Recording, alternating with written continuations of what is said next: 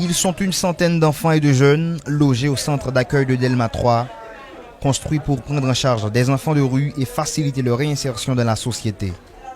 Ces derniers, pourtant, sont abandonnés à eux-mêmes. Ce matin, aucun membre du personnel administratif n'est remarqué. Les barrières des différents services sont fermées. Mais cette réalité ne date pas d'aujourd'hui, c'est la routine. Le directeur du centre n'y a pas mis les pieds depuis plus de 6 mois. Frandy Alexandre est dans la vingtaine.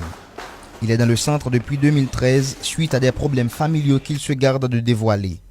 Étudiant en sciences juridiques, il est désigné à parler au nom de tous. Nous ne considérer comme directeur, nous, parce qu'il y a environ 6 à 7 mois de ville pas passer là. Nous n'avons pas ça pour nous abandonner, humilier, nous n'avons pas ça pour nous. Entre-temps, des petits garçons portant pour la plupart des vêtements déchirés jouent une partie de billes.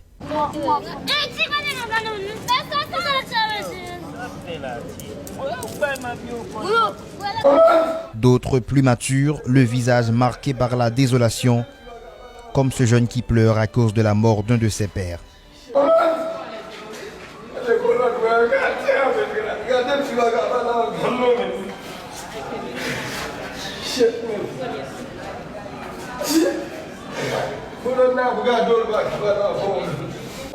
Gabenson Jean, 19 ans, a été accueilli au centre d'accueil depuis son inauguration en 2013 par l'administration du président Martelly.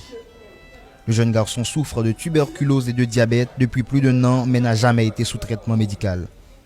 Ce qui fait que son état de santé s'est dégradé à un point tel qu'il est décédé tôt dans la matinée, juste avant notre visite au centre. Plus de 4 heures après son décès, son corps n'a toujours pas été levé. Les responsables du centre ont été mis au courant, mais n'ont rien fait.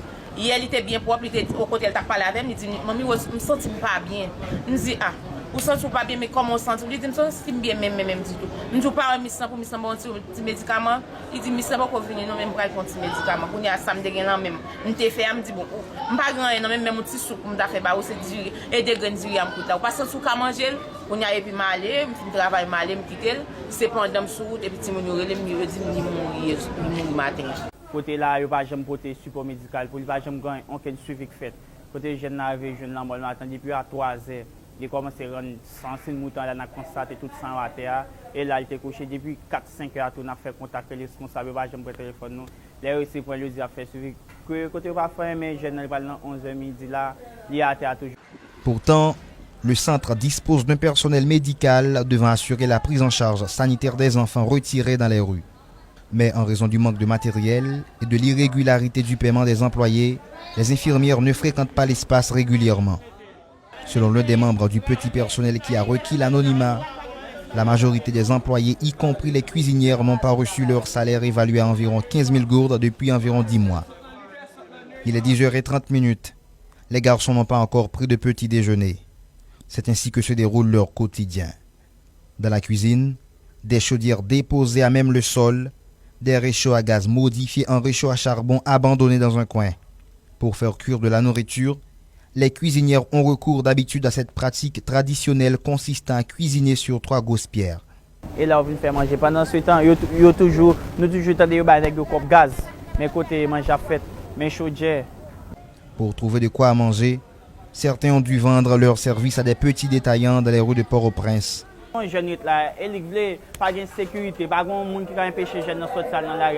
D'ailleurs, si vous regardez là, en pile là, de ça, machine barbecue, machine manger à travail à foire. C'est-à-dire que si tout le monde là, il veut parce qu'il y a une volonté, parce qu'il n'y a pas de cadre, pas de structure qui permet de rester là. Alors qu'ils étaient placés ici pour échapper à la précarité, ces jeunes évoluent dans une situation presque similaire à celle dans laquelle ils vivaient dans les rues. Sinon qu'ils ne dorment plus à la Belle Étoile. Leurs chambres ne sont pas équipées.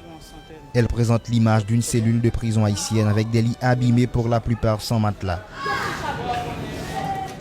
Ici, une odeur dégoûtante se dégage des vêtements qui ne sont lavés que très rarement. D'ailleurs, les responsables ne font pas en sorte qu'ils aient accès à l'eau.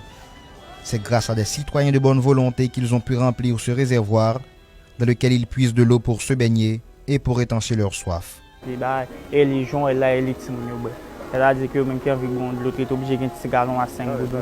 Parfois, ça fait une l'autre, pas ministère. C'est parfois bon pour chien passer là, qui va ballon du camion de l'eau. ça, quand il s'agit de dire que tu as fait des matchs par exemple, il faut faire ça une fois, pas faire deux fois. Aucun des services sociaux de base ne sont à leur portée. Ils n'ont même pas accès à l'école. Leurs professeurs désertent les salles de classe, n'ayant pas été payés pendant de nombreux mois. Non, il ne va jamais à l'école. Il va faire ça tout. Non, de la première à la 6e année parce qu'il a fait l'école. Il ne va jamais à l'école parce que l'État n'a pas payé aucun combien de temps. Il va encourager à venir travailler. Si nous venons dans la cour, jouer comme ça, mais si nous ne pouvons pas vivre comme ça. Environ 2 heures après avoir pénétré les locaux du centre, le corps de Gabenson, décédé depuis 6 heures du matin, n'est toujours pas levé. Un juge du tribunal de paix de Delma, Joseph Jean Alberi, en a procédé au constat aux environs de 11 heures.